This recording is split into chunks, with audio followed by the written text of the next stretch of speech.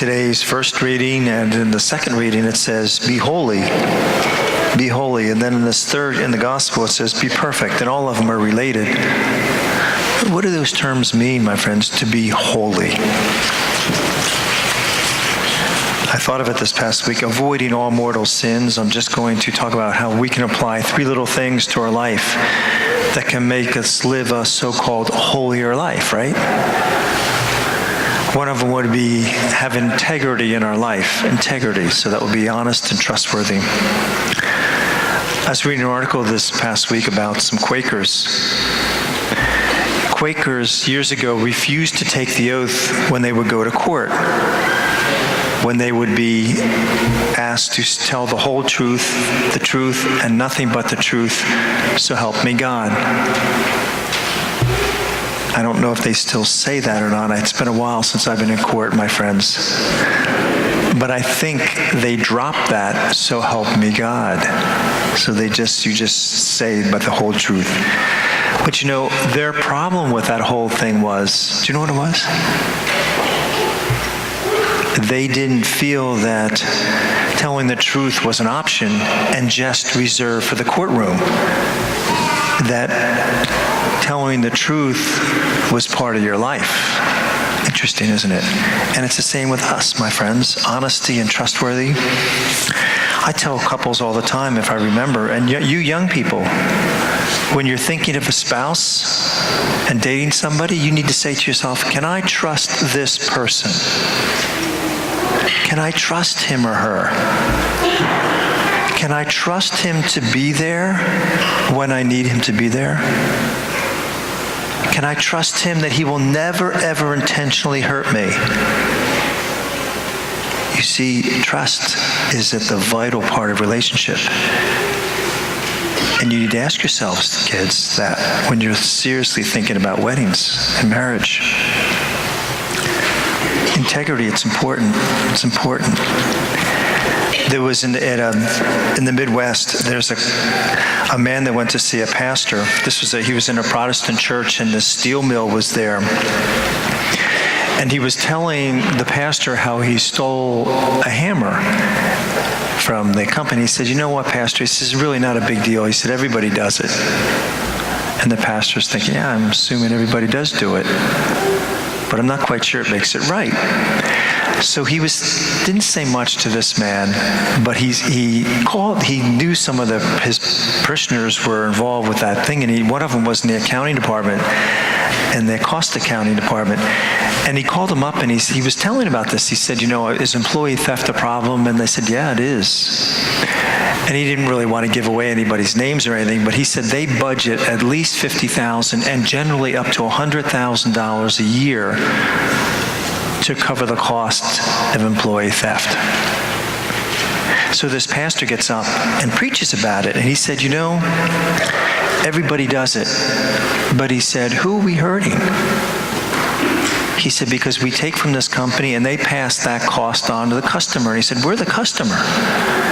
He said, they use that steel for appliances and houses.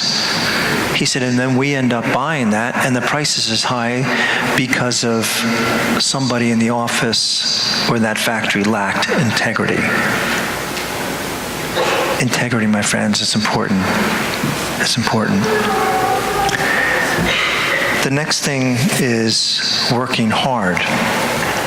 We work hard at work, don't we? All of us, because we have to. And most of us would do it anyway. But there's 2 other things we need to work hard at, right? There's 3 important things in our lives. Our work, our family, and our God, right?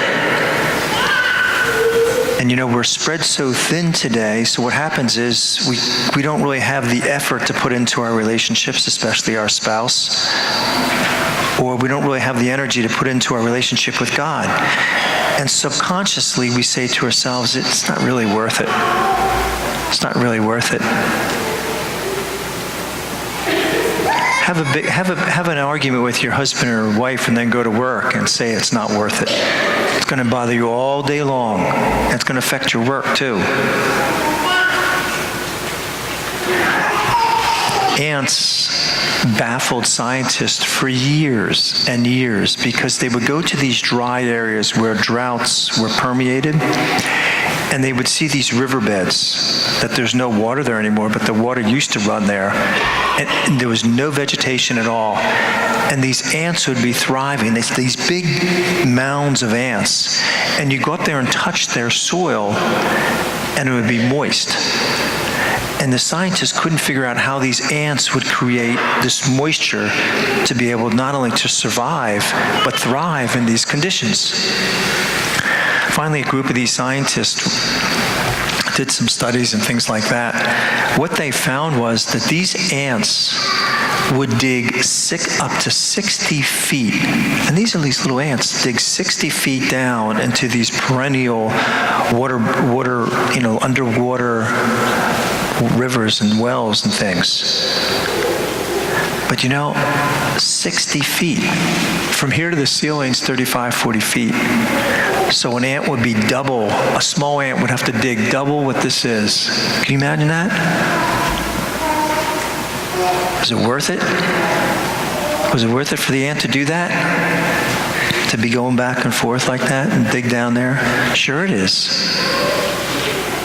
Sure it is, my friends. He survives. Not only survives, but thrives. Is it worth it coming here today?